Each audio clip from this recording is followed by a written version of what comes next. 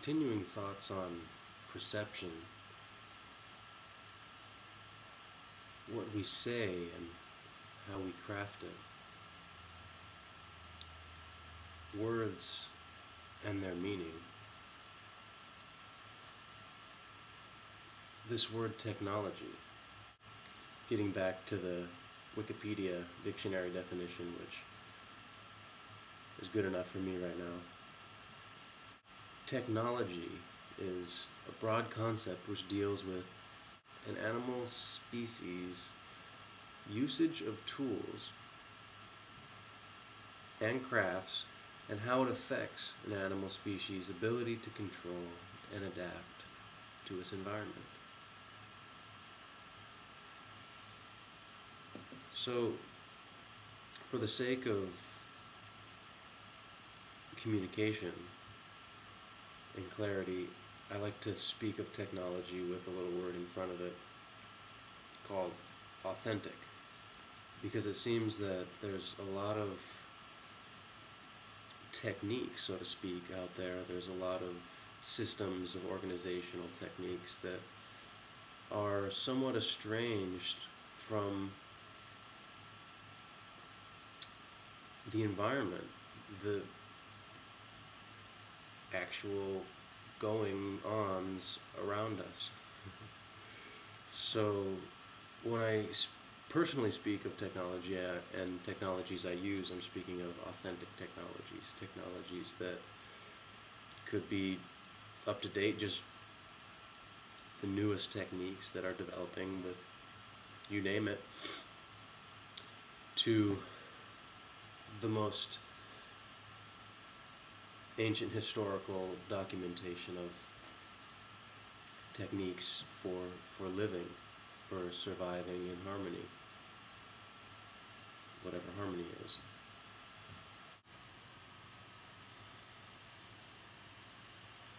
There are many authentic technologies and many transitional technologies that can lead us into a civilization, a cultural becoming of cohabitation healthily together. And I happily look forward to discussing these things, highlighting specific authentic technologies, my viewpoint on using transitional technologies, heavy machinery, even diesel machinery, to achieve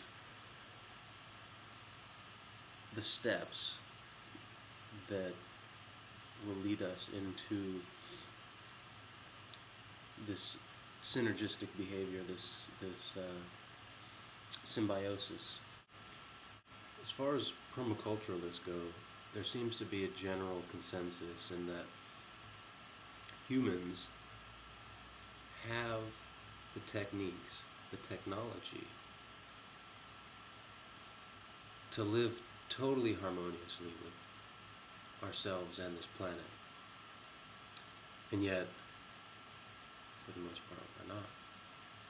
And so what seems to be the most imperative concern or focus for survival is getting along with each other. The techniques are there. Free energy is an old concept as far as this last century goes. Of course we can, if we decide to work together. And if that seems hard and it seems so far beyond one to fight terrorism because you're all by yourself, you're totally separate, you're all alone, how are you going to fight terrorism at home? Well, from one perspective, one might say that you can certainly fight terrorism at home by planting a garden, by growing healthy food on your own land, connecting with the cyclic patterns of existence, eliminating the need for petrochemicals to drive to the store, lessening the burden of the workload to buy the food, or to drive to the store to buy the food.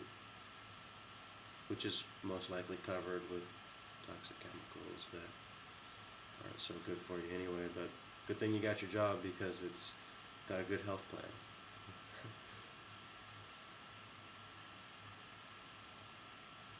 The problem is the solution, if we so choose to see it.